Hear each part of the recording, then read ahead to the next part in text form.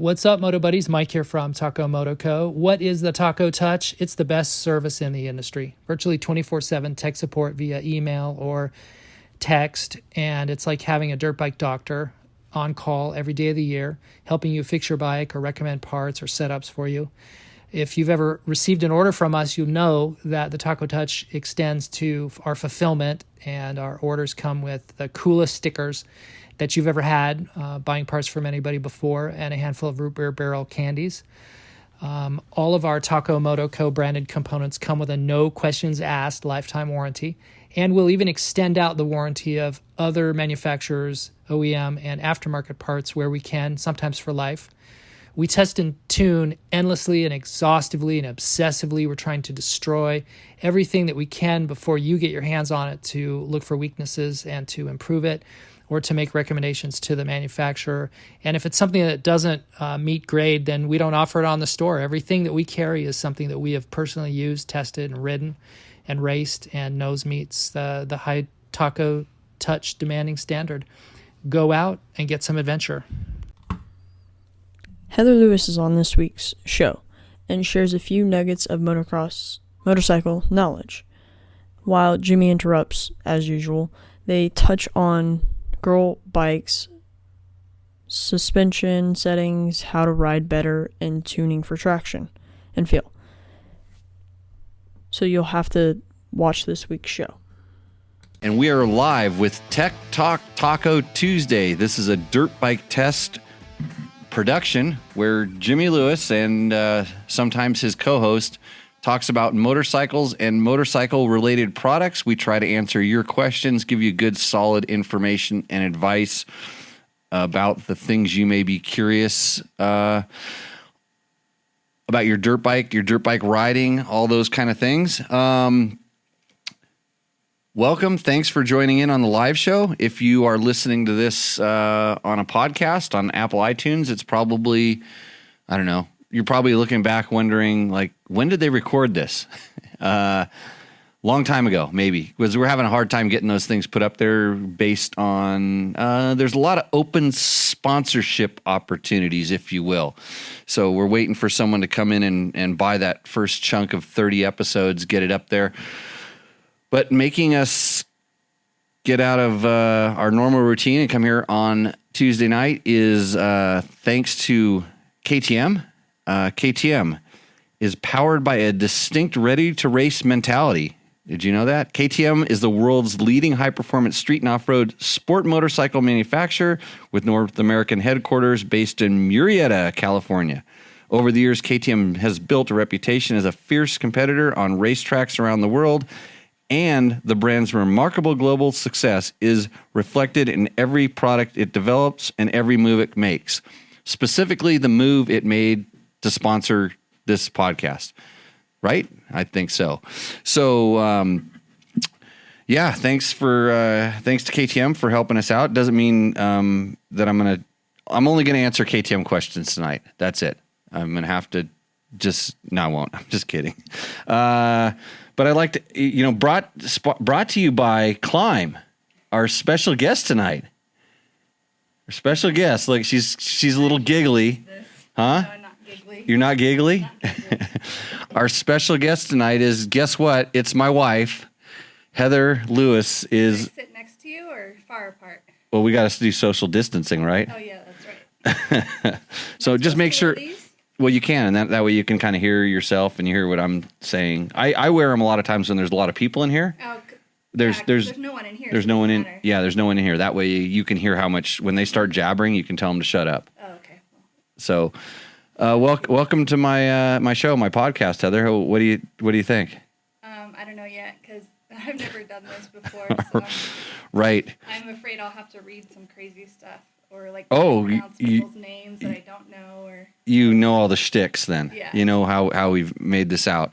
Yeah. It's really easy, Heather. You just answer the questions, and it's amazing. I don't know much about motorcycles.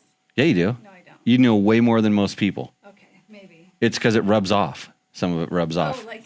Yeah. it just happens because you're around it so much. Yeah. So anyways, I'm going to bring your microphone up because I had your microphone down the whole time. I think you were really quiet. Where's the camera? The camera's right there. You just look for. Actually, you can move it in a little bit. We usually try to keep the chairs a little bit apart because I don't like hugging Logan. Okay. Logan's not here. We don't know where Logan's at. So we always suspect that he could have been abducted by aliens. Just bring that microphone towards you. Okay. You can turn it off to the side a little bit like that. Okay. And then you can say hi, everybody. Hello, everyone. Good. Your levels look really good to me. So. Is this what I'm reading? Somebody's asking some questions. No, that's last week's. Don't read those. Okay. I have those as for reference. Okay. These are the ones, and I this did that already. So now we'll start with that. But I told everybody that I would go to the, you know who's in the room tonight? JoJo Hollywood. JoJo Hollywood in the house. Yeah. So I haven't seen him for a little while. He pops up in rare occasions. Chris Reel says hi. Hi, Chris. Nice to see you again. Yeah, he says you're a welcome addition to the. And Heather was not. She wasn't too far from the mic. It was Jimmy didn't turn her mic up at the beginning of the show. So normal things. And hey, if you're watching this and you're seeing the screens flash behind us, not only do we flash our logos, our sponsors, different things, some cool photos, you're going to see a piece of artwork from a bloke named Ryan Hanna. Not a bloke, just a kid. Just some kid that I drug up out of the streets of Long Beach. He wanted to be a dirt biker. Well, his mom didn't want him to ride. You got to talk into that microphone his thing. His mom didn't want him to ride until he was like 18 or something like that. So yeah. he came out later. Yeah. Ended up being a really good rider. Yeah, really good rider. He took our classes and became he was a coach in our schools and just had the passion. And he still does. Now he paints. So you're going to see this picture flashing up behind, and it's a cool. He does a lot of he does these really cool pieces of art that have like animated ice cubes that are always trying to jump into to whiskey and stuff like that. And he has so he did this artist rendition of it's a picture of 4 Dakar riders. They're 4 American Dakar riders. One was half French. That's Daniel Laporte. The other one was Chris Blaze, and then there was myself and Ricky Brabeck.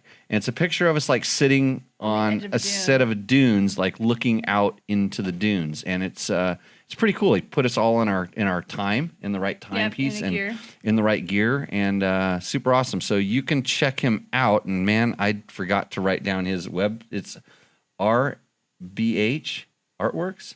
Somebody has got to correct me on that. It's Ryan Hanna Artworks, and you can follow him. You got to follow him on Instagram because he posts a lot of his art on that up there. I will. I'll share this one on the Dirt Bike Test Instagram, so you can check it out if you are listening. And I'm sure someplace it'll pop up on Dirt Bike Test and things like that. So pretty cool of Ryan to do that. I'm always amazed when people kind of remember some of the old accomplishments and things, and good times. And Andrew says it's great to see you, Heather. Oh, thank you, Andrew. Yeah. She still needs to have some marketing explained to her about girls' bicycles. I'm confused because they don't make girls' motorcycles. Well, what it is the thing is I'm always adjusting myself to stuff that you have. So I have to ride your bikes. I have to ride a men's they're your bikes, and I set them up for you. No. Talk to the microphone. Don't talk to me. I don't really own many.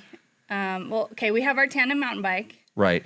But I tend to have to ride bikes that are designed for men. So I'm very grateful if we had a couple friends give us some bikes. Let us borrow some bikes. Yeah. And also give us some bikes, yeah. Yeah. Oh, the men's bikes. Yeah, the men's bikes. So I've been given free bikes, but I'm so grateful for it. But it's a men's bike, and it doesn't fit to me. I have really bad back. Keep talking. And I want to have something that fits me.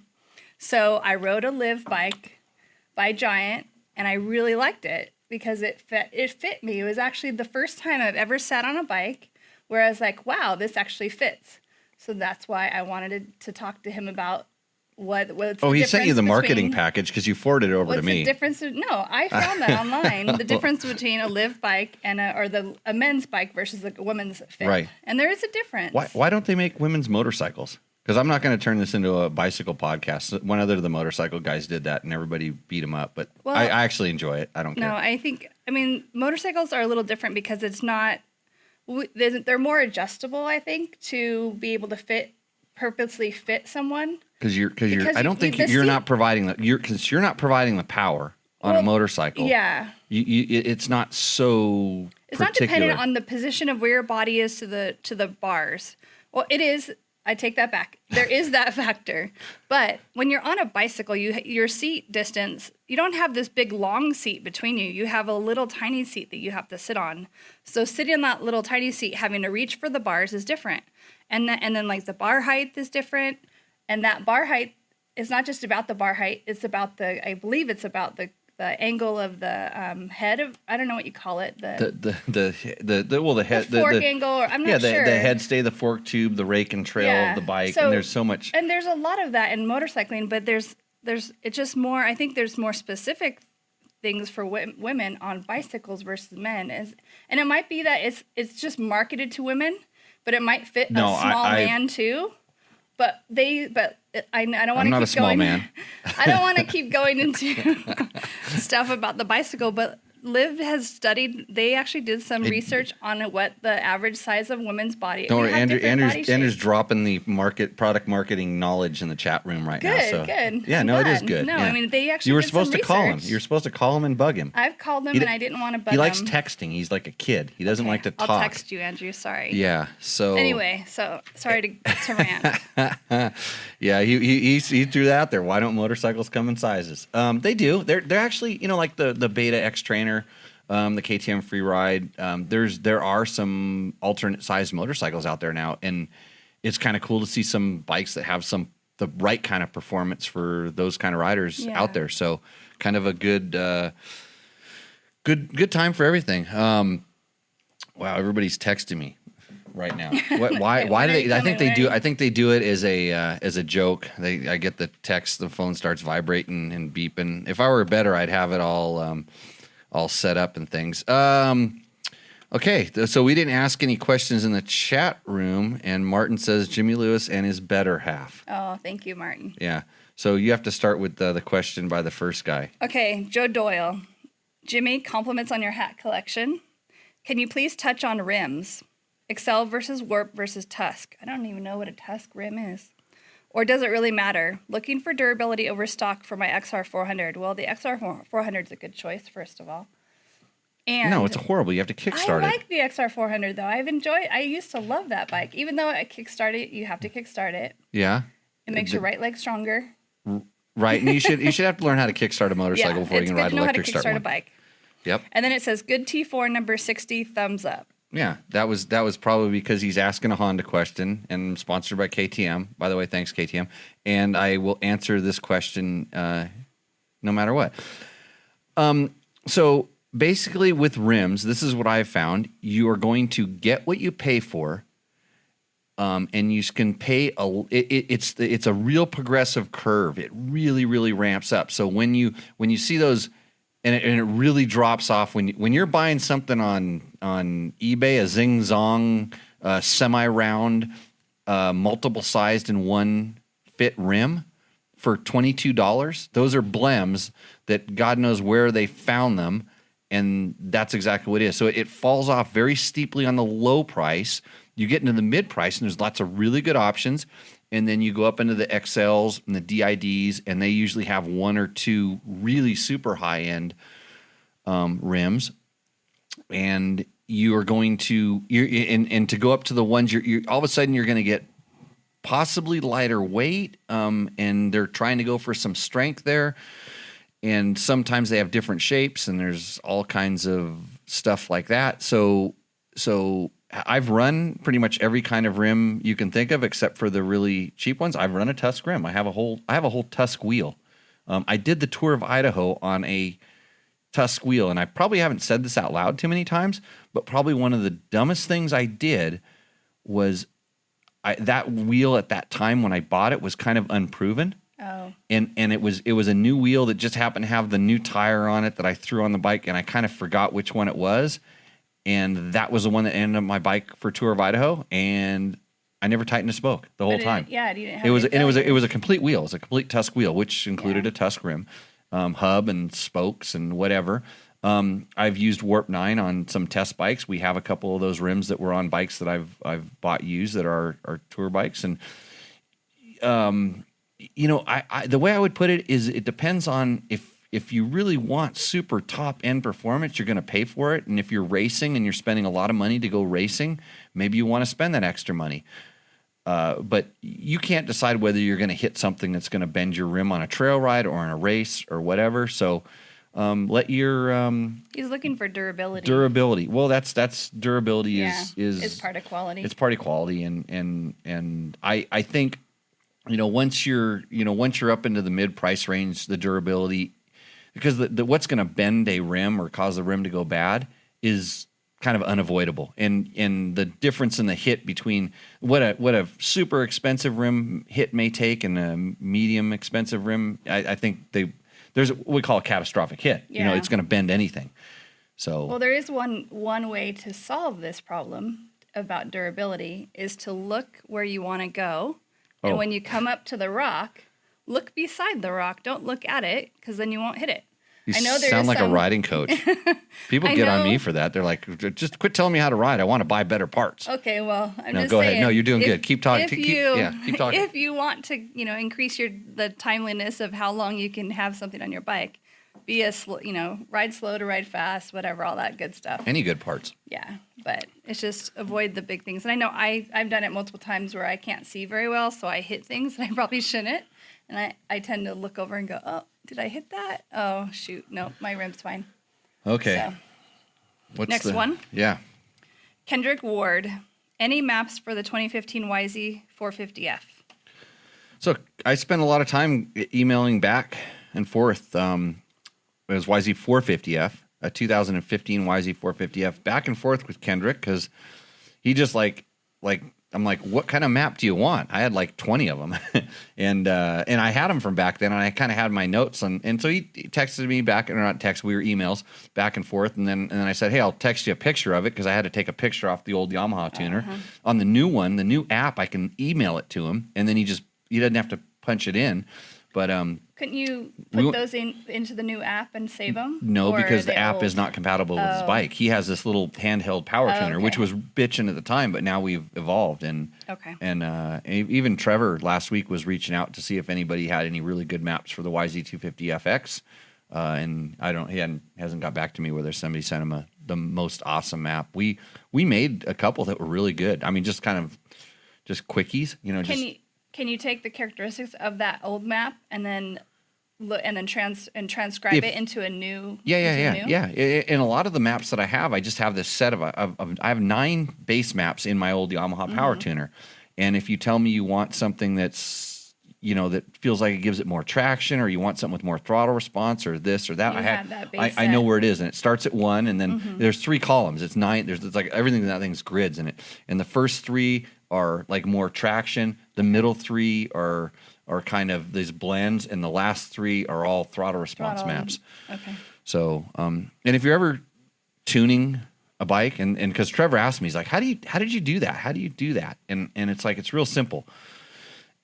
Fuel, when you're working with the fuel map, and this is within reason, the richer you go, the more traction it feels like you get. The leaner you go, the less traction. In other words, in leaner, it tends to spin up a little bit easier. Richer, it tends to get better traction. So when I think I want more traction, then I want more fuel. If I want less traction, I want less fuel.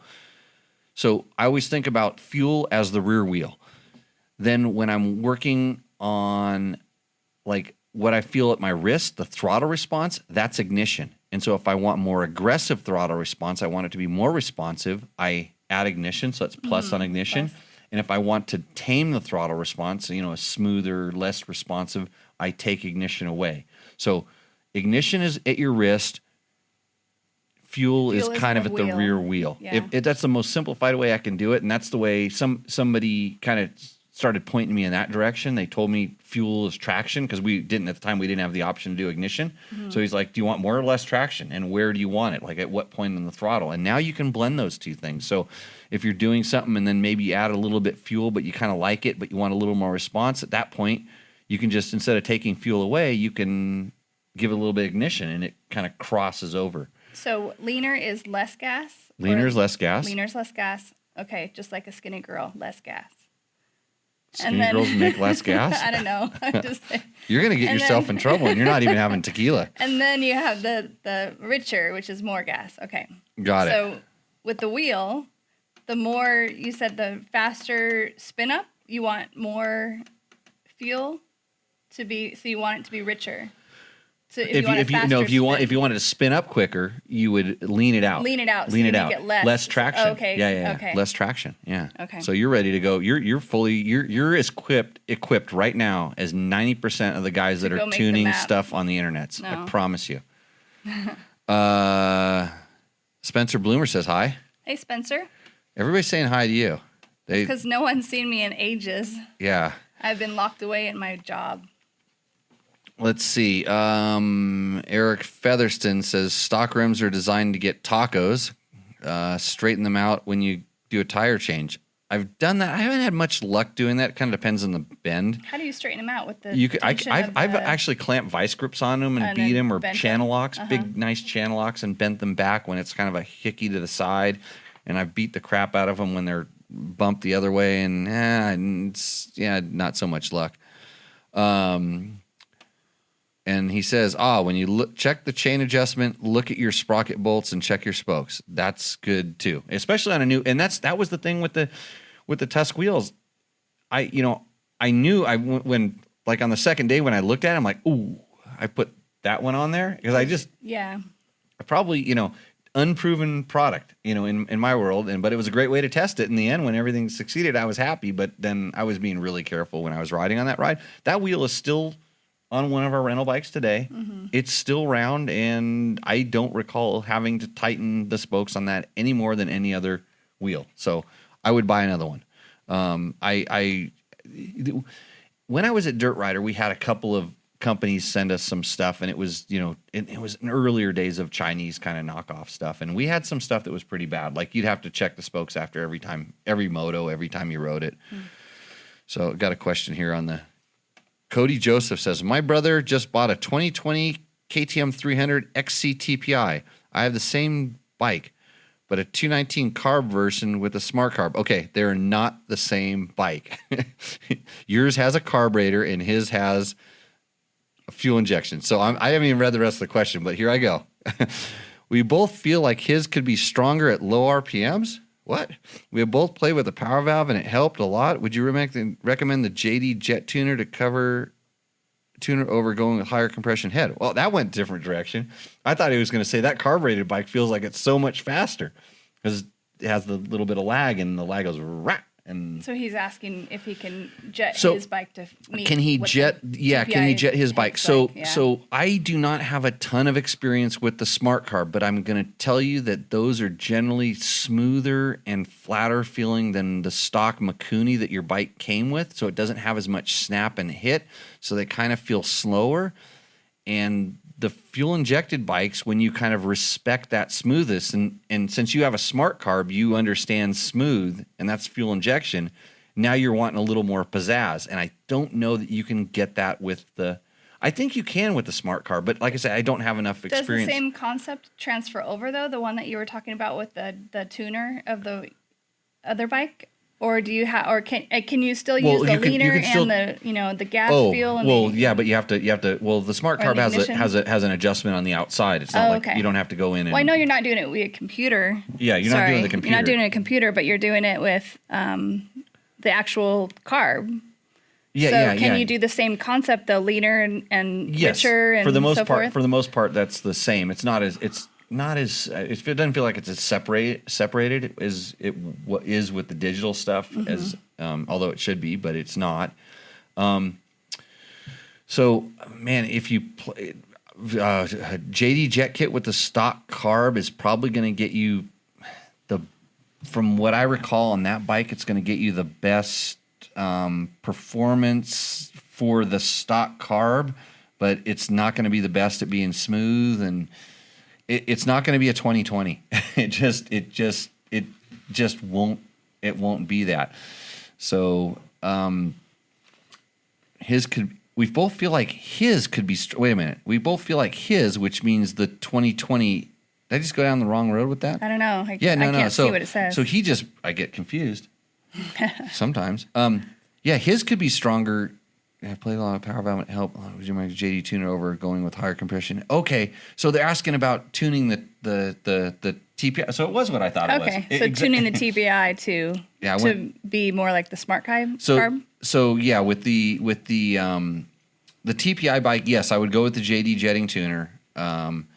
And you can like we talked about just with fuel and stuff. So your smart carb bike feels stronger because it has a carburetor and it has a little bit of a bolt.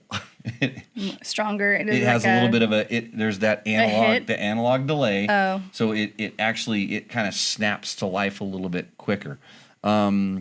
So yeah, you can fake the fuel injected bikes into running like a carbureted bike if that's what you want, but I guarantee you, as we progress, we will start learning to hate that because that's what breaks traction and causes your wheel to spin. And now we're getting into riding tips again. Techniques. Remember Beto Verber? Yes. Beto joins in every once in a while. Good to see you, Beto. Good. Yeah, that's cool. Good to see you. Let's see. Chris Reel says rim heat treatment and joint welding is an art. Old school guys like Buchanan's have some cool technology and have an understanding of the aluminum alloys. Not all wheels are the same. You can bust or bend anything. And so here's an interesting story. I like to tell a story every once in a while. I know. So back when I was racing KTMs, like way back, when they used to come with you could get a DID rim or you could get I can't remember the name of the rims that in the 90s, early 90s, the KTM, one would crack and one would bend. And it was always I think you could get an XL or you could get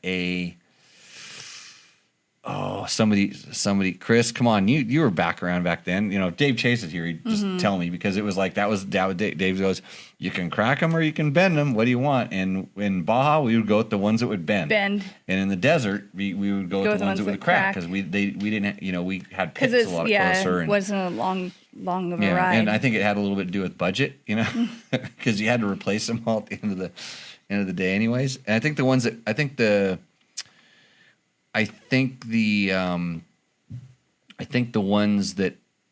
the ones that would crack would tend to last a little bit longer before they would crack, as opposed to they would resist the bending a little bit more. Yeah, Jeremy, I totally got that. Yeah, I know that I went backwards on that. Sometimes I don't pay as much attention because I'm worried about Heather's audio level, and then I'm thinking that there's a really cold beer off to my right hand side. Right over here. You want to read the next question? Sure. Dan. Oh, wait, hold on. I think I already did that one. Oh, no, I'm on Doug Derby. Like Jimmy told me many, many moons ago, KTM comes with all the good stuff stock. And then he goes on to say, you buy a Japanese-built dirt bike, period. You end up replacing wheels, bars, clamps, pegs, levers. Ready to race for KTM is not a misnomer. Okay, I didn't say any of that. Although this is my podcast, and I let you read that, Heather. How was that? You almost just did a read for KTM, huh? There we go. I wonder what's the name of our guy that was not going to... Is the guy who's not going to watch the show anymore because we were sponsored by KTM on the show? Chime in. We'll have a segment about you. And the 70 horsepower guy, I haven't seen him for a little while either. So Brap equals rich and Brap equals lean. That's what Eric Featherston just posted up there. There's picture on... Yeah, so Mark, you saw that picture. I got to get Ryan's... you have your phone? No, I don't have my phone. Go grab your phone and pull up Ryan's Instagram. You can do some work. Mitch is out there. Let's see. Spencer, so are you saying the fuel-injected two-strokes have a similar to a four-stroke power delivery? Spencer asks. Yes. No. Yet they're smoother than four strokes. This is the crazy thing about the new fuel-injected. They're way smoother than four strokes. So we've kind of it's funny how everything has changed. Like two strokes were, peaky and 4-strokes were slow, and all of a sudden they made 4-strokes more aggressive, and then they made them smoother, and then 2-strokes were too peaky. Now we're making them smoother again. There's a lot of but you feel a definite difference. A definite difference when you go from fuel injection to carbureted on a very, very similar bike. And Jeremy's clarifying his question here. My 2020 X300 XC is sluggish at low RPM. I will be playing with the power valve soon. By the way, I've gone through 10 plus spark plugs in 50 hours. With your smart carb? Oh, that's not right.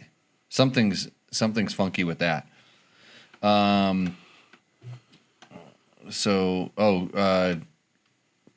George already posted up Ryan's website. Right. Okay, good. Yeah, good for him. I can't keep track. There's a lot of stuff going on here. Let's hit the next question. Next question. Dan.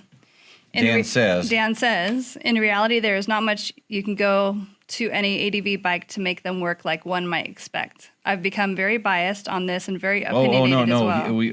You're reading it backwards. Oh, well, I'm reading it the way it's written on the paper. I know. Well, Logan's better than that. So, I don't know how you write your things. I know. In reality, there's much you to buy. Is that you? Was that your response? Oh, that was the response. Oh, okay. So wait. Okay. This is the first thing, and then I'm supposed to read that. You're supposed to read the second thing first and the first thing second. Just like everything you do, you never explain to me exactly what I need done. I'm a very literal person. Yeah, learn on the fly. Learn on the fly. Okay, I'm learning on the fly. Okay. Okay, read that one first. Okay, and then and then that's my response. Now, is that whenever you have 3 or more like paragraphs? Is that what I need to do? No. It was done because I copied the email and I cut and pasted. I didn't know. Yeah, but usually there's a regular signature line after that. Okay, so no worries. Okay. I was told to reach out to you in regards to the final suspension tuning on my GS rally. I'm really close, but could use an expert opinion. I'm willing to attend one of your training events and be more than happy to compensate you to ride this thing and give me your observations. Thanks for your time. Do you want me to read your response? Yeah, my response was, and I'll just read it because I wrote it. It's like, in reality, there's not much you can do to any ADV bike to make them work like you might expect. So I've become super biased on this, and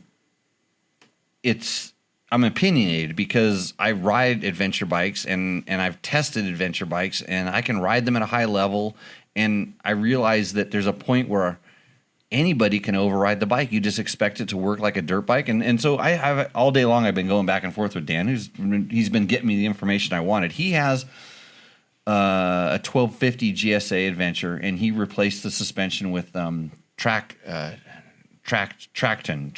I forget the name of the company. So, I kind of had to actually apply that. I said, sorry if I'm too honest, because I expected that he was like, he wanted to, he wanted to pay me to come ride his bike and check it out. And I'm like, hey, you're never going to have magic. And so I just said, hey, instead of, paying me to come ride that, here's a couple things to check. And so we were going back and forth about balance of the bike and kind of what he expected it to do and what are you riding it like with luggage or not? And anyways, he's got like the ESA, the electronic suspension adjust, which has gotten better. And it so he can't adjust his rebound. It does it for him based on the setting he chooses. Oh, is that what the electronic suspension adjustment does? Yeah, and then it also adjusts the ride height. So if he puts more weight on it, it actually adds the preload make it higher. Because I always say crank your preload up to maximum. Mm-hmm. Kind of like with the electronic thing, and then crank it to lowest. And see the difference. See the difference, and how do you like the bike to handle? Mm-hmm. And then at that point, we kind of went back and forth, and he's like, well, I can't adjust this, and it kind of does this automatically. And I'm like, okay, you're kind of fighting a battle that the electronics may not be tuned to fight for you, because it's tuned for guys that are going to spend 78.9% of their time on street, and you want to do 62% dirt. So it's going to act a little bit different. And that ESA adjusting the rebound, probably not the best way to control a shock. I mean, rebound is never the first place I go to tune a shock, but when you do adjust the rebound, it makes a big difference. What do you do usually? What is the first Well, it thing depends you on do? what it needs. Like if my bike is bucking on bottoming out, then I might slow the rebound down. Or if it feels like the suspension rides a little bit too low and it starts packing, I open the rebound up.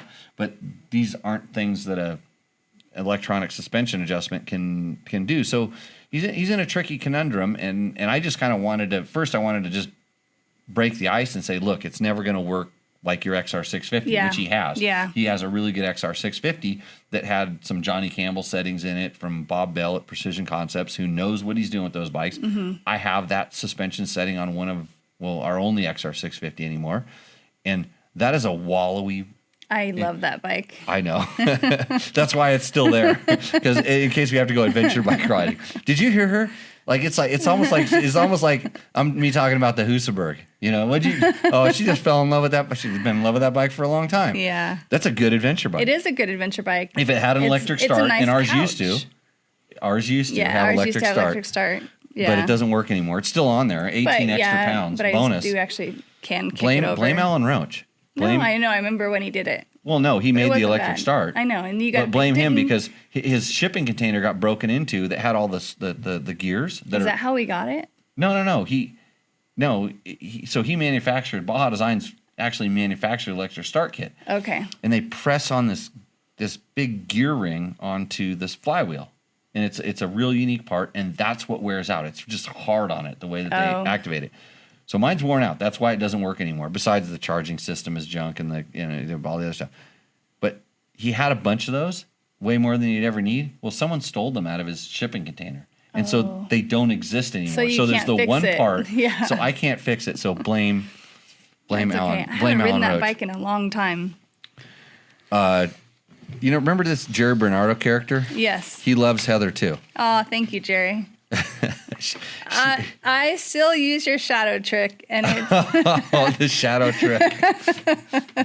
Yeah. Oh, many. That's a many good, laughs out of that. That's a good icebreaker. Yeah.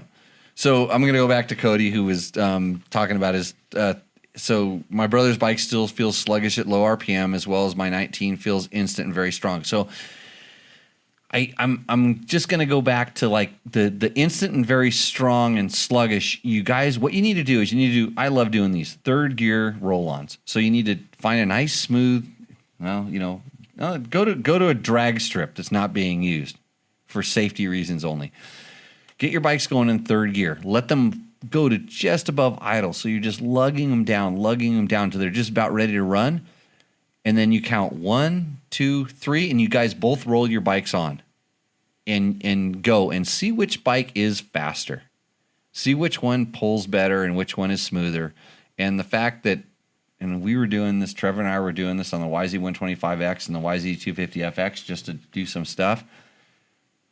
Every time I turn the throttle on the YZ125, which is jetted about as good as you can get a two-stroke jetted. Rips your arms out of socket? No, it bogged. Oh. It bogged. And so I kept increasing the speed so the bike would be a little bit more into the power. But you go down to low RPM and then you will see where. That's right. A third. And the difference between the 250 is that it's very rare that the carbureted bike will ever jump the fuel injected bike out of the hole. Because that bog, do it in first gear and you're likely to flip the carbureted bike.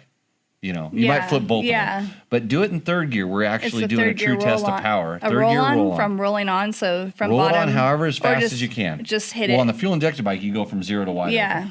Open. On the carbureted bike, you have to modulate feather it before because it'll bog. Yeah. And most people don't have the control to roll it on smoothly. They want drop more. The elbow. Yeah, drop the elbow and go, and then it bogs. And so hey, Cody, I wanna get you through this. I wanna have your bike with its carburetor running as good as your brother's bike with the fuel injection, and I want to make your brother's bike have some snap. So feel free to email me, jimmy@dirtbiketest.com, and I will get you some suggestions and ideas. I spent a lot of time with the JD jetting tuner attached to a Husky, and so I had some settings that could definitely liven it up. And it's a JD tuner and the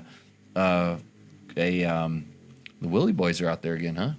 It sounds like a UTV. UTV. That yeah. wheelies. I have a setting for you that would do pretty good. So let's see. Jen Morton says hi to Heather. Hey, Jen. So, oh, wait a minute. Worked well. Jeremy says, without fouling plugs for 30 hours after they replaced both pressure sensors. Wait, whose bike's fouling plugs? The carburetor one or the fuel injected one? I'm getting confused. Crankcase, but the problem is back. I will now take the liberty to adjust the power valve, do the idle screw mod, and maybe a JD Chandler jetting too. Careful with that idle screw mod. There's a couple different opinions on that. I haven't tested it, so I don't know. I never needed to. Mine, the bikes that I had were all really good. What's our next question? Okay. This one's from Craig, it looks like. No last name. Hey, was wondering if you could help. Oh, you got to start with the first line. Oh, okay. Well, like your reviews, mate. He's from Colombia? Mate. Is he from Australia? No, South Africa. Oh, I have no idea. No, they say mate in Australia. Well, he also says cheers. G'day. So He didn't say g'day. he didn't say g'day. And he didn't say A. A? That's For Canadian. Canadian. Canadian. Okay, let's get the question out. Okay.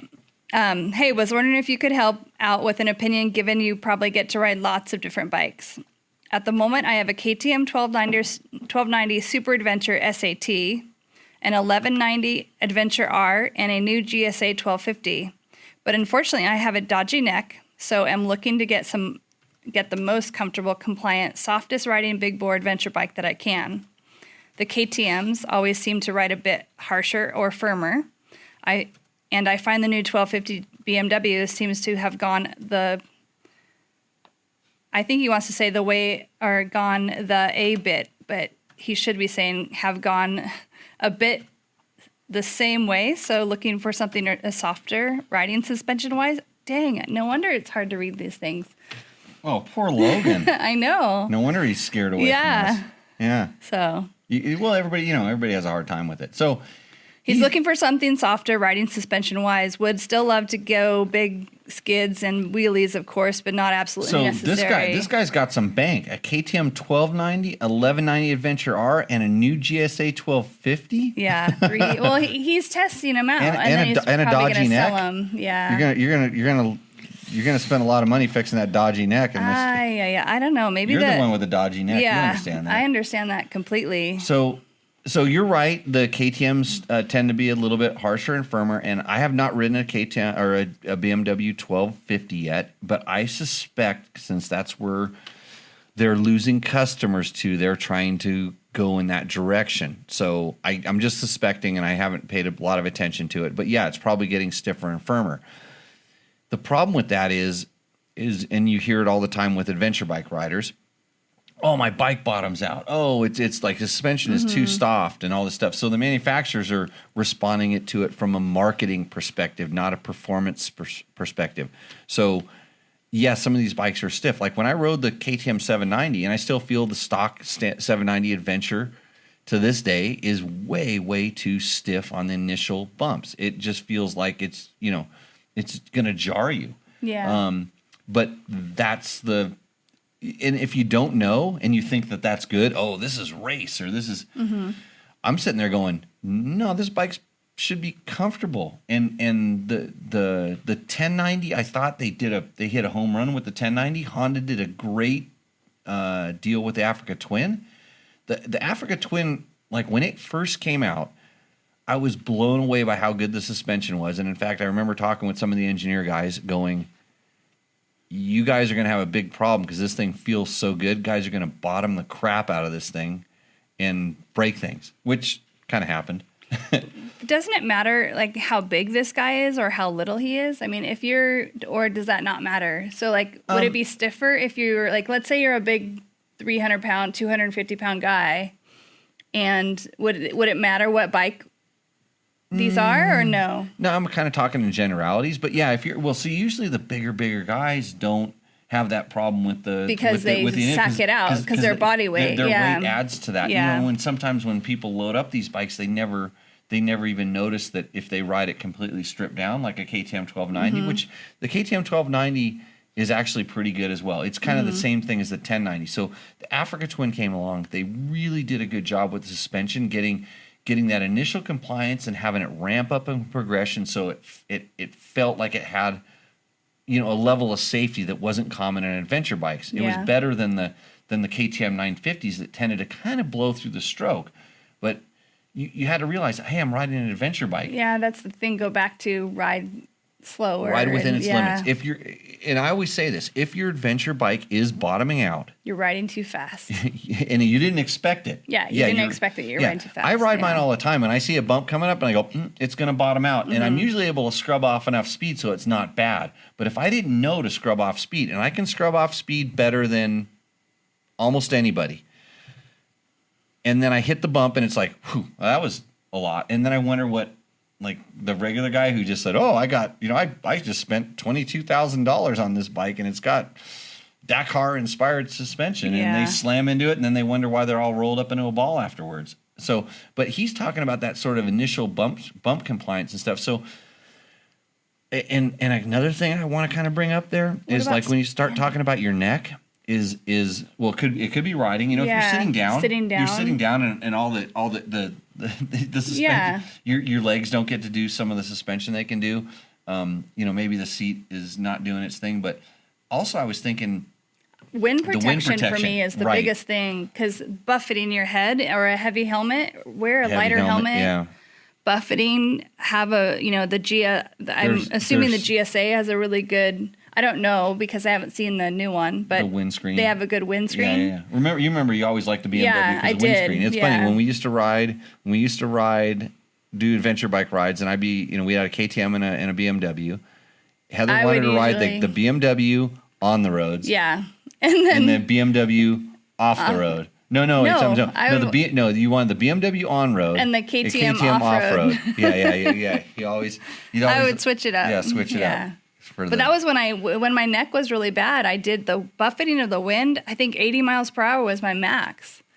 That was what was going too fast. Was that buffeting at 80 would kill me. More than like 55 or more than suspension. Because I think I didn't really feel the suspension in my back. I felt the wind the most. So he wants to narrow down the test riding and stuff. I actually texted, I emailed him back and I said, hey, try the Africa Twin. Mm-hmm. I really, because I think it's got good wind protection, and they have the regular one and then the adventure sports. And the regular one, believe it or not, is the one that Honda feels is a little more dirt worthy, and the adventure sports is a little more for the long distance touring. But they've always had good suspension, so you're not going to have a problem there. They don't go too stiff, and they definitely don't go too soft. I'm supposed to go ride the new one, but somehow they Honda lost their dirt media guy, and so I having a hard time getting my claws back in there. I know other outlets, of course the big ones that know everything have already been riding that bike, but they'll leave it to the experts when we come crawling in our hands and knees and beg for that bike not. I told Berm Cannon to call. I sent him the contact info. I'm like, Mark, go get these guys. Oh yeah. Go tell them we can get a comment or two. Yeah. Well, it's quality over quantity. Exactly the opposite of the way that I eat food. Next. Okay. Christopher Moritz. Thanks for another informative show, Jimmy, and Right On Trevor for joining you. What about Right On Heather for joining you? I know he hasn't seen me yet, so it's okay. Yeah. He's a student, ex-student. Oh, cool. Well, thank you for writing in, and thanks for taking the class. I can't help but think about the donkey that you hit in Las Vegas in the Vegas to Reno race. He's talking about Trevor. Yep, Trevor hit that donkey. Your reaction time to that was amazing. Good job, and glad you're okay. By the way, my lightweight variant to the 690 is my Beta 498. I have been very fortunate to not ever had to hike out and leave my bike. Came close once with the knocking Honda 600R. Logan, your multi-language reading skills are getting better with each show. Google Translate is magic. Laugh out loud. I'm happy you are discussing the 125X 250FX. The more I think about it, I'm thinking the 250X is a good choice once I'm back in the saddle. Logan is getting good at explaining how bikes work. Nice of you, Jimmy. Logan joining your show and coach your school. In fact, all the coaches you have working for you are outstanding at honing in on making mistakes before they happen and helping to correct them. You were doing I was really good doing at that good at read, the Heather, end. until Yeah, the end, I and you know, start sorry. because that was well written. So Christopher, Yeah, it was well first written. of all, Thank you thanks for writing the wrap up to show number 60. That was show 60 wrap up. Yeah. And thanks for the compliments, and that was sort of what we talked about in show 60. So if you wonder what Christopher's talking about, he's talking about our last show. I think what was there a question? We do have good. No, I think it's just we have good coaches. Yeah, we do have good Are you a coaches. coach? I think so. I think know. so. Yeah, you're a good coach. We have good coaches. Let's see if we got any more questions in the room here. If you want to go fast, ride a Husaberg. Well, that's a double-edged sword, because you know how much power a Husaberg has, Heather? A lot. Yeah, you know. I do know, because when we rode Thanksgiving this year, and I rode my 500, KTM 500, and then you rode your 500. Yeah, I rode your Husaberg. Yeah, my girl's bike, the KTM 500, and the Husaberg was 570. She doesn't know anything. I don't know anything about motorcycles. I just get on and ride. Sure how many cc's the Husaberg had? You know what? I don't even know what bikes are anymore. I can't tell by looking at the motor, because I don't pay attention. They look the same. I have to look at the logo on the bike or something. And most of ours, they've fallen off. The worst one is when I see the yellow bike that says 500 and it's really like a 250. 600. 600? Yeah. Oh, it says 600. 600, yeah, 600 But is it's really 250. 250? No. Yeah. It's okay. But anyway. But when we rode that, the Husaberg was really fast. I remember getting in the sand wash and thinking, holy crud. Hey, so Dan Zorden asked a question. He says, Yamaha 10RA 700, what do you know? Well, guess what, Dan? You know what I did this morning? Like right when I woke up? I signed some non-disclosure agreements that prohibit me from talking about it, except for making social media posts that show me having fun, but revealing no knowledge whatsoever of that particular bike.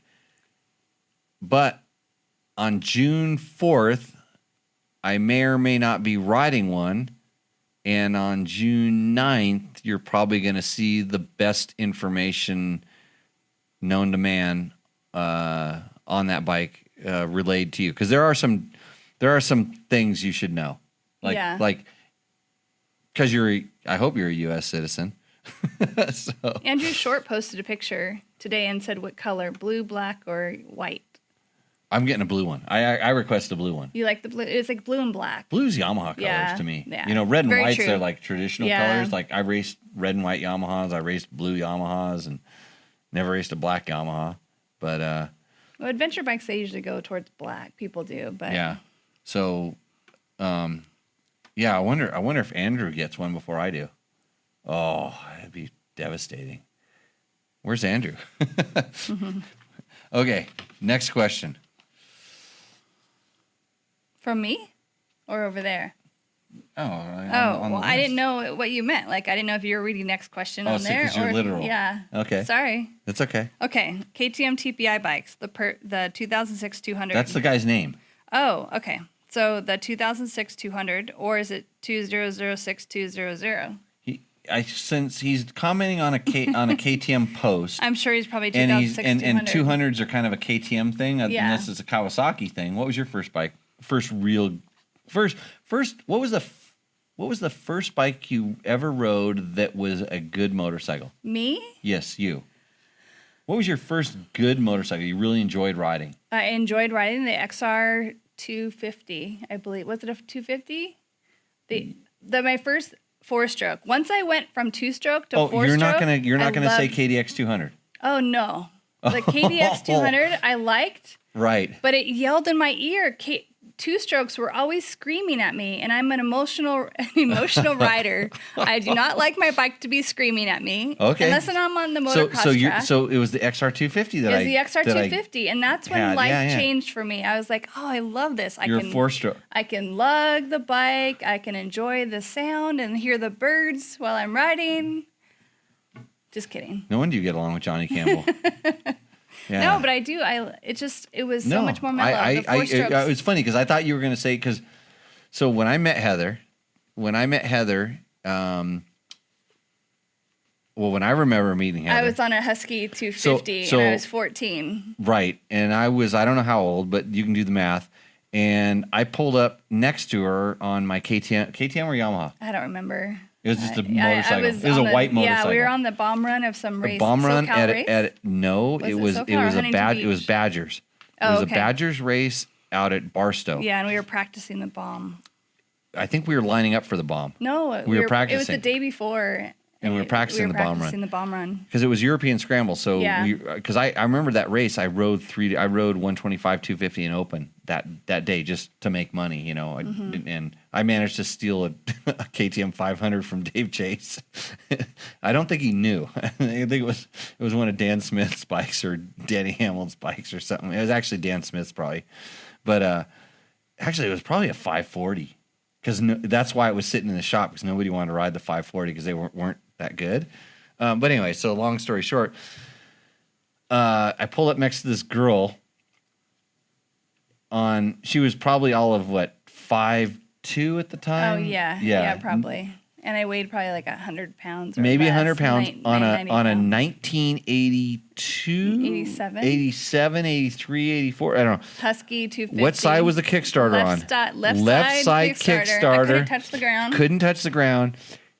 And she's practicing bomb run starts on this thing, and I remember pulling up to her, and I just going, "Whoa, what's this chick doing?" You know, she was doing pretty good. I mean, I remember, but I just remember just going, "Hey, you need to tell your dad to get you a smaller bike." And I was just like, "No, this bike's fine. This is my bike. That's good." So, but yeah, you had it, and then you probably went and told your dad that No, I didn't tell my dad anything. You didn't tell me anything? No, I think you did because the next time I saw you, you had a KDX 200. Oh yeah, but that was years later. I think I broke my back first on the Husky. Yeah, I broke my back on the Husky when I was 15, and then there's all that time in between. Yeah, then I got the KDX. I got the KDX because of you after I broke my back. Because I remember I told you that, and I think somehow you told your dad that. Yeah. We'll get Ned in here one time because he can talk a story up. Anyway, so we go back to 2006 200. The perfect woods bike, in my opinion, would be the 250 XCW, but the XC gear with the XC gearbox. So he is saying that the perfect woods bike would be the 250 XCW with the XC gearbox. Well, they make the XC. The only difference is, you got different suspension. Everything's the same. For a woods racing guy, I bet you can. I bet you should. If that's your opinion, I would get the XC and just work a little bit with the suspension. You can probably do it only with clickers. I raced an XCW and an XC on the same day, and I bet you with clickers I could get them to work mostly the same. I mean, very similar, similar level of a suspension feel and stuff like that. So, gearbox wise, yeah. So you can take the XC, back the clickers and back the the suspension settings off, maybe a little less air pressure in the fork and stuff, and you can make it work like an XCW. Then you have the gearbox, and then maybe you have to add a headlight, I guess, to make it the same one. I'm not sure. Hopefully I answered that question properly. The 2006 200. I have a 2006 KTM 200. You want to buy it? It's for sale because as soon as I sell that thing, it's 300 TPI time for Jimmy. Right, Heather? I mean, it's for Heather. I forgot. I haven't ridden the TPI, I don't think. You have? Did you ride George's bike? No. Did you ride the Husky that was here? Oh. No, I don't think so. Okay, you'll love it. Where's my beer? Is that you're drinking my beer? Yeah, here. Oh, okay. Here, we I'll can answer share. the next question. Okay. See how you do that. The Husky 501 question is MX Mania C05 says, "Thanks for the test. I want one again. If anyone is interested in watching one of the baddest off-road racers in the world haul ass on arse, that's an Australian again, on one of these. Check this out. And he sent a link to the video that Adam Redeman did, which is he had one of Australia's fastest desert off road guys ride the bike, and he does really good videos. So check the comments on our Husky 501 test, and you'll see the link to that. I thought it was pretty cool. You done with that? Yeah, I'm done. Here, then you just take this, and I'll take this. Go ahead. We're talking about the KTM 390 now. Okay, KTM. I'm not just saying, but not only is this a great detailed and balanced review, but it might be the best bike review I've watched. First time I've seen one of your reviews because of the name and narrow association of Dirt Bike Channel. I am not a motocross or enduro rider. Based on this review, I'm subscribing to your channel to see if you have other cross-platform and adventure bike videos. Thanks. Well, thanks for the comment. Yeah, so we are kind of narrow focused because we're dirt bike test. Mm-hmm. But we do if it can be ridden in the dirt, we'll put an obby tire on it, or an off-road bias tire on it, and go ride it in the dirt. That's what we do. And I would love to have street bike tests do the exact same thing on the street side, and I'd love to have adventure bike tests do the exact same thing on adventure bikes. And if anybody wants to invest in that particular market and come in and be the editor in chief and the janitor, it'd be one position. By the way, I can train you. You just have to follow me around with a recorder like George does, and then you just do it, and it pays 80% of revenue or something like that. I don't know. It's a business opportunity. I need an intern first. Need a lot boy, shop boy. A shop boy. Shop boy. Shop lizard. No, you need to respect them and call them what their name is. Call them what their name is? What'd you call me? What, you? Yeah. Jimmy? Oh. I have no idea. I don't know. We're having an amazing sunset in Prump right now, evidently. We can't see it. According to Conrad. Bummer. That's good that he's checking that out. We have to kind of keep this thing. But Dennis, Matt's. Yeah. I think his uncle or something like it. Dennis says he's missing it because he's up in Alaska. Oh. Yeah. Yeah. Hey, Dennis, Matt's been making sure your bikes don't clog pilot jets. He was riding them. He was riding around last time. That's good. A lot of people dismiss the AER forks on the XC, but I think they are great. Cody, I agree with you. I think the suspension on the KTMs right now overall is really, really good, especially if you're using it for what it's intended for. Next thing. Oh, that's a read. I'm going to do that. This is kind of a read, but it's a friend of mine. So do you like dirt bike test stories? Do you like dirt bike stories? Go to wewentfast.com for in-depth, long-form pieces about motocross and off-road history. It's run by Brent Smith, or BJ, as I knew him in a former life when I edited his work for the magazines. Check out his stuff at the website, or if you're too lazy to read, you can subscribe to his podcast where he reads the stories to you. Well, that's brilliant. I searched this. When I overheard you talking to him, I didn't know who he was, so I searched We Went Fast, and it's actually a really nice laid out BJ, website. Okay, so we just kind of, I got to finish the read. Hold on. Okay, sorry. Whoa, Wheelie Boys. Wheelie Boys? Yeah. That's like Racer Boys. Oh, those are the ones that are going to eat a lunchbox or something like that. Oh, Racer Boy with the... Yeah, someone's going to end up in a bad thing. So search We Went Fast in your favorite podcast player. It's an ad-free website, so throw him support by picking up one of his rad shirt designs at wewentfast.com/shop. Okay. He also does Patreon. Yeah. George tells me to do Patreon. I know. We should. We should? Yeah. So people can just send me money? There's opinions about that, yeah, but... There's opinions about that. You're getting what you pay for here. I actually, on one, on show, I'm going to say 40-something or other, I said, well, we got to figure out how to make this thing work. And then a few people sent me money, and I sent it back to them. Yeah. Because I would rather have it, I remember how the magazines used to work, and I saw, it's not that there's a magazine, I just saw how that thing worked, and the whole machine worked. And in order to promote your product, you have to advertise your product. And then if there's people that are experts in the field that people are going to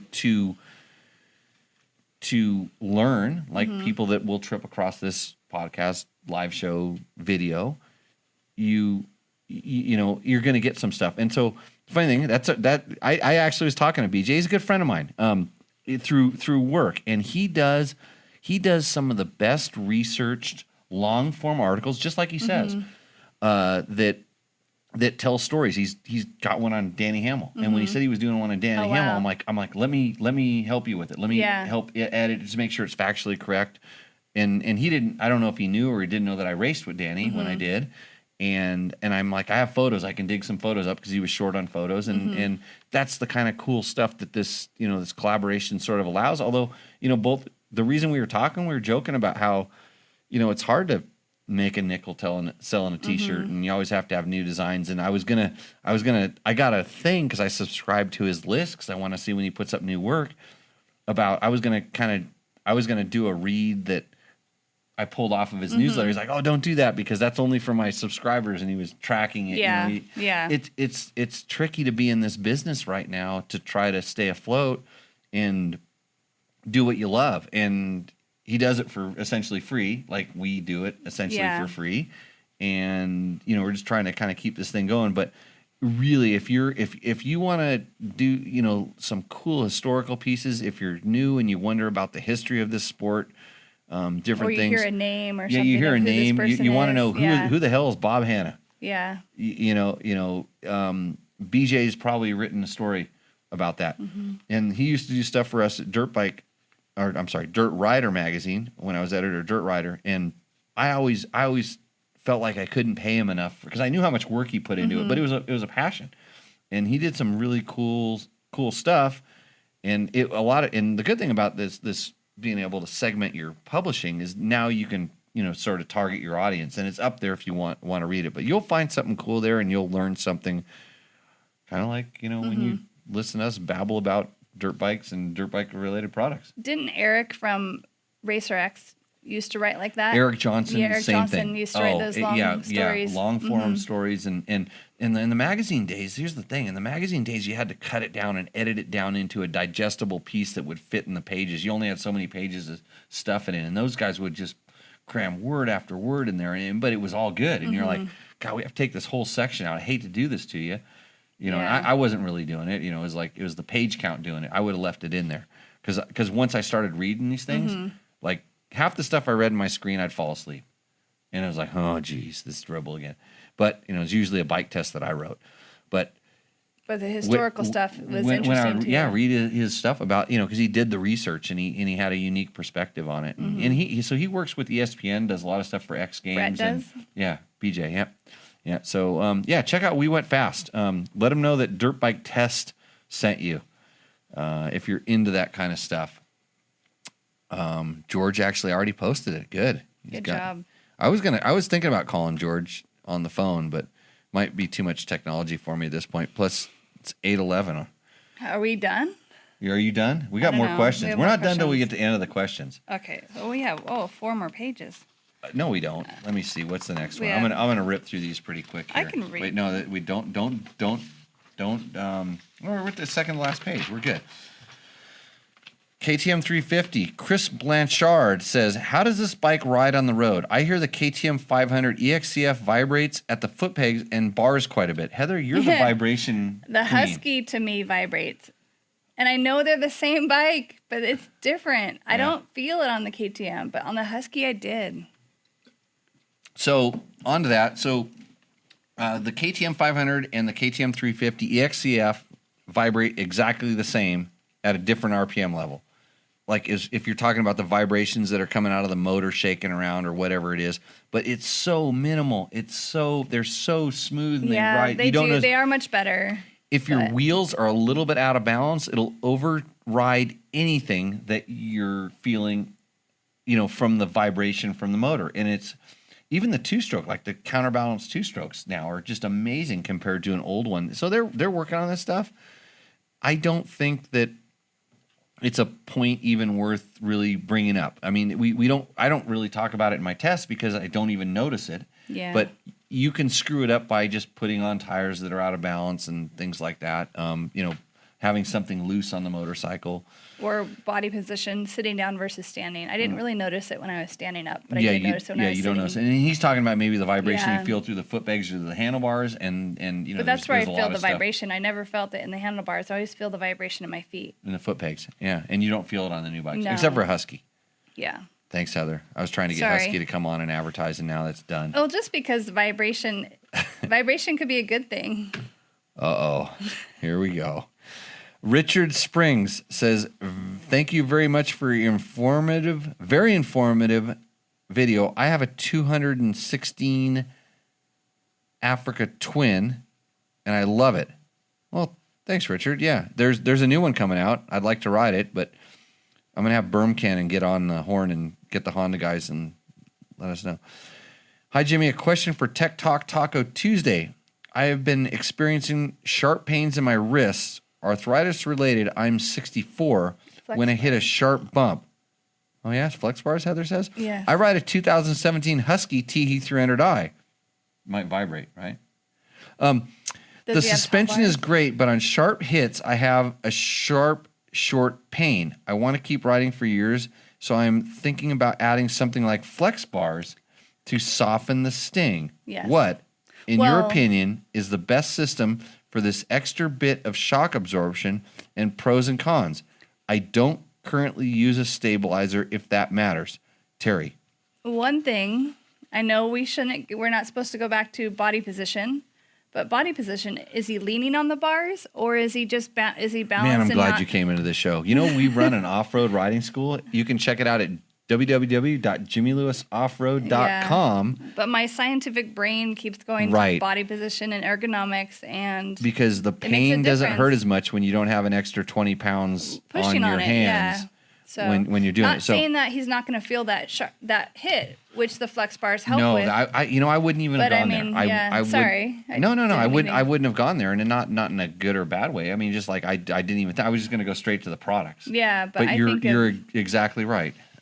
So yeah, learning to take a little bit of weight off. So as a guy with completely destroyed wrists, actually I doubled up. I dropped something on my other wrist, my good wrist. I dropped something on it yesterday, and now it's a bad wrist. And look at the swelling on that one. It's not good. Yeah. When I ride, I put very, very little weight on my hands because I have to. But the other thing is I do run flex handlebars on all of my bikes. And the difference between a bike with them or bike without them is when I'm testing bikes that don't have that, mostly, motocross bikes and, more race-oriented bikes. If I try to ride 2 days in a row, on the second day after riding a bike that doesn't have flex handlebars on it, I hurt. My wrists are sore and almost to the point where I don't want to ride, and that's really strange. So yes, flex handlebars are one of the helping factors. There's a lot of different stuff. There's BRP bar clamps that reduce some of the vibration. There's XC Gear makes some different kind of handlebars, and they all work a little bit different, and it really depends on to what level. I even on some of my adventure bikes, I run the foam, like called lawnmower grips, big thick foam lawnmower grips, which are hard for me because I have a small hand, and so it's hard for me to wrap around like I want to on the thicker grips. But even the grips can make a big difference. Yeah. The steering stabilizer is also a contributing factor because if you get that sharp hit in it, and it actually, when you're out of balance, if you hit and you're a little bit out of balance, it sends all the shock down one arm or the other because you've initiated a turn and the wheel wants to turn on you. Yeah. So yes, steering stabilizers can dampen some of that out as well. There's so much stuff you can do, and it's easy to fix it. I would start with thinking about your riding position, and I always say if you're riding properly, you feel like you can take your hands off the handlebars. If you can't take your hands off the handlebars, you need to come and see me at www.jimmylewisoffroad.com, and we can help you out.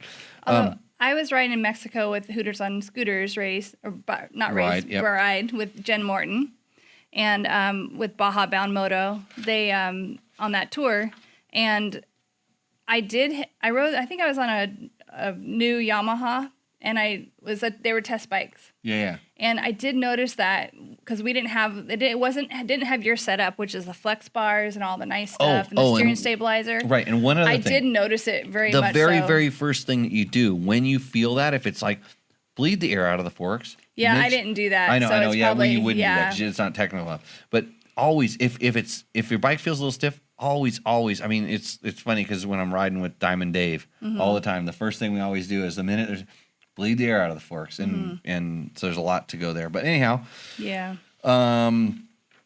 yeah, Terry, I know you can fix this. It's no problem. You probably don't have to come see me. We're expensive. Let's see. Paul Van Horn to dirtbiketest.com says, I have a 2019 KTM 690 that I've set up for light adventure riding. I'm starting to test different clicker settings on the forks, and I'm confused by what KTM has in their user manual for recommending settings. For both compression and rebound, the manual suggests, and he goes through comfort 10 clicks out, standard 15 clicks out, sport 20 clicks out.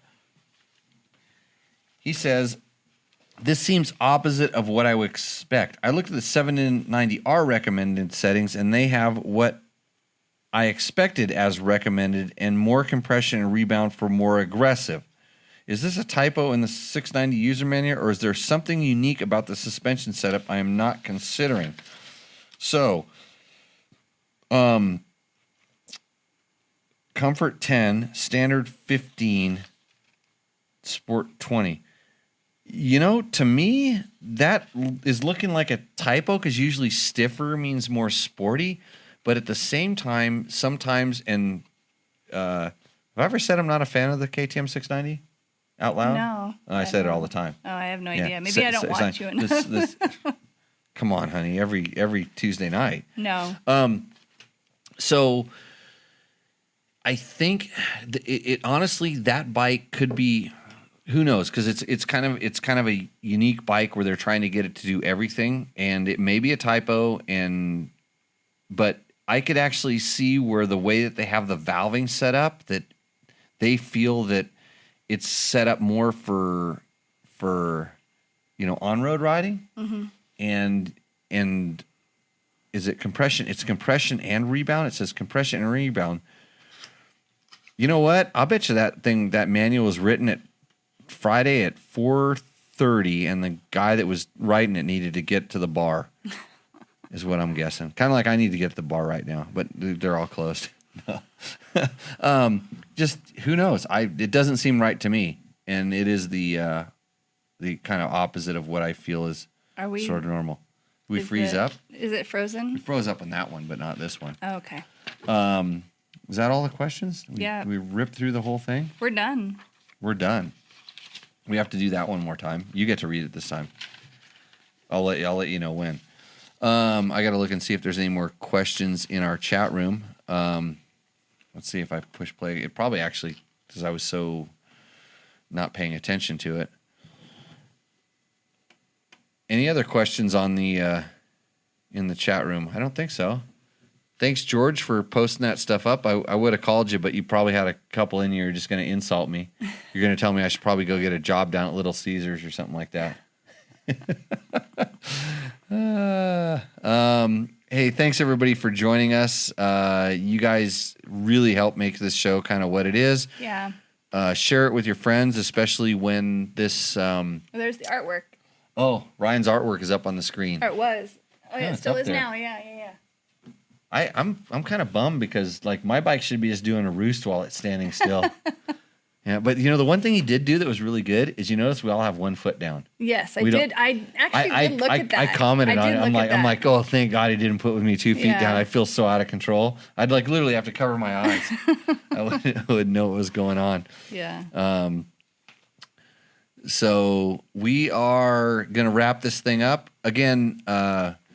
Man, I should talk about what climb product I was most impressed with this week.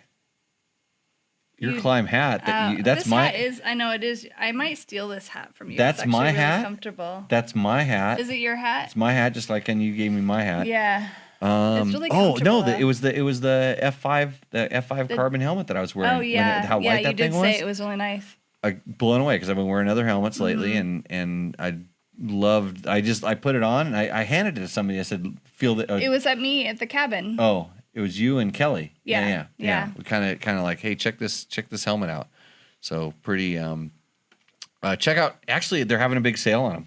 I don't know where exactly how. You're going to have to look at the internets and stuff, but they are currently having a sale on the Climb helmets. I've seen that come across my feed. So George might post it on here. You probably He's already usually did. really good at that. Yeah. Thanks for everybody for commenting in. If you're listening to this on the podcast, we don't really get a whole lot of feedback from those, but if you need to get a hold of me, it's jimmy@dirtbiketest.com. Every once in a while, I want to talk about a product or two, you can get a discount code. Thanks to Nate at DDC. These are this shiny sprocket that we've been covering up and hiding all the time. Sorry, I didn't mean to. Hey, Nate, I need some sprockets for some Hondas. So I'll be talking to you soon. DDCracing.net. They make some good sprockets, Climb gear. Is this what you do? Like, Nobody's done that before, but don't knock the beer over like I did the tequila earlier. that could be a cool picture frame. Right, but it's a sprocket that I'm going to put on a motorcycle. Yeah, and but go, later when you're done with it, you can paint it and like. Yeah, quit being so artsy. Okay. So, Heather, are you ready? Yeah. To read our last read? Sure. Do it with some gusto, and that way I can like point to this read, and I could get Logan to, poor Logan. Okay. Now you're putting the pressure on me. I know you got to do it perfect. This one, it's written out perfect. It's all good. It's not like some of the readers that we have. Hey, we had no weird names this time either. No, it was good. No name challenges. So okay. Yeah. Powered by a distinct ready-to-race mentality, KTM is the world's leading high-performance street and off-road sport motorcycle manufacturer, with North American headquarters based in Murrieta, California. Over the years, KTM has built a reputation as a fierce competitor on racetracks around the world, and the brand's remarkable global success is reflected in every product it develops and every move it makes. That's good. Thank you. A little more snap in there. You can just do it like a radio announcer. I don't know. My friend went to school to become a newscast person. Really? And she said that I she did didn't too. really And look what I turned out. I just went riding dirt bikes. Hey, so thank you everyone for thanks all the to everyone, hellos. the hellos, the happy faces, the smiles. If you like Heather, you just make her come back, because otherwise she's gonna hibernate and leave me alone. Next week I'll be doing the show by myself out of my cave here in Pahrump, Nevada, Valley of the Dirt People. So with that, we're gonna say we'll see you out in the trail, and cheers. Cheers. What's up, Moto buddies? Mike here from Taco Moto Co. Who are we?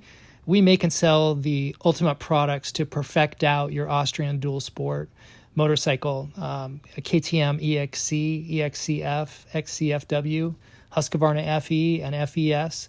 And soon we'll be developing some products and components for the Honda CRF 450L, RL, and X bikes.